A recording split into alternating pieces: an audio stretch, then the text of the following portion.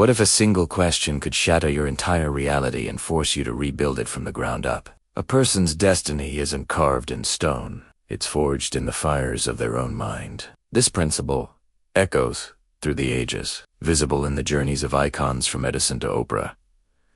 The philosopher James Allen once wrote, "As a man thinketh, so he is." But if that's the ultimate law, why do so many feel trapped in cycles of lack and limitation? Are they not dreaming big enough? Or is there a missing piece to this puzzle? Today, we explore a transformative tale that answers this. It will reshape your understanding of value and self-worth. And along the way, we'll uncover powerful insights to elevate your perspective.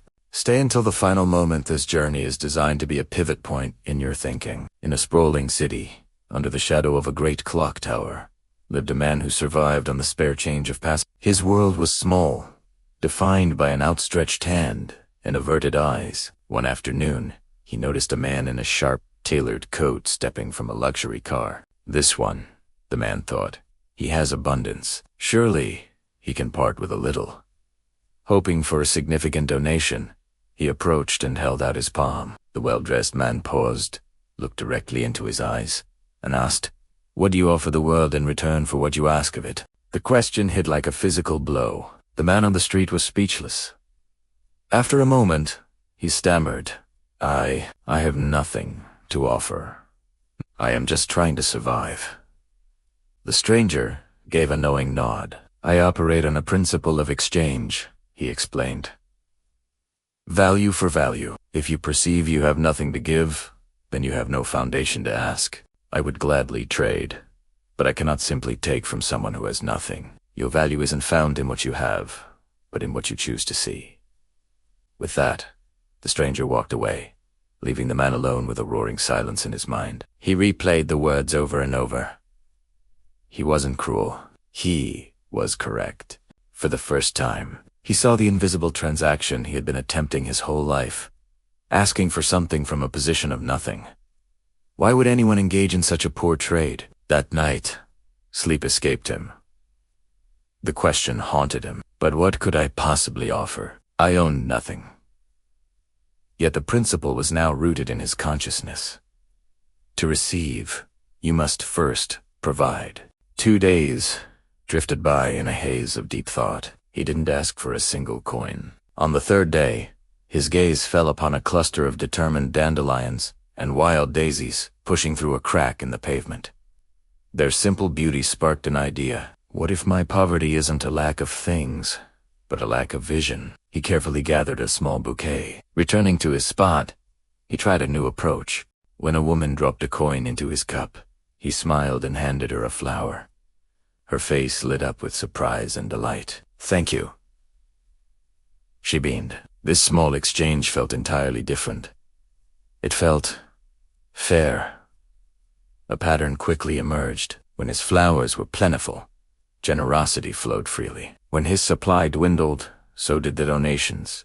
The evidence was undeniable.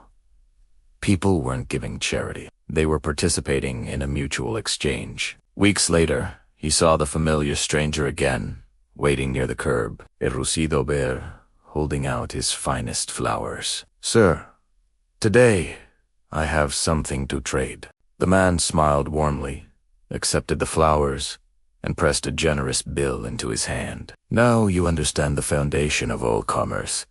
You are no longer just asking, you are transacting."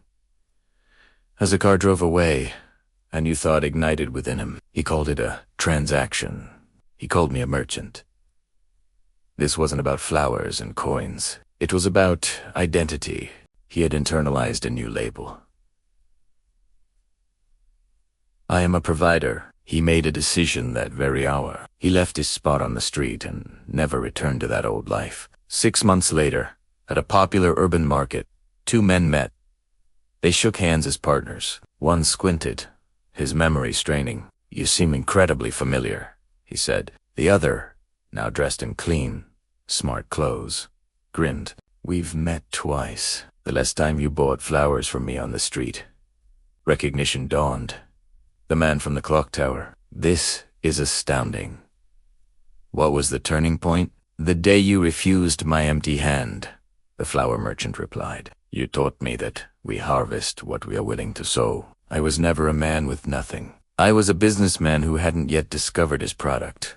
They parted as peers, each heading toward new horizons. Your life is a reflection of the identity you accept. See yourself as limited, and your world will shrink to fit that view. But dare to see the strength, creativity, and potential within, and your outer world will have no choice but to align. Your future is waiting for you to define it. If this story shifted something in you, give the video a like and share your biggest takeaway in the comments. It helps our community, Wines of Thought, grow and reach more people. Thank you for watching.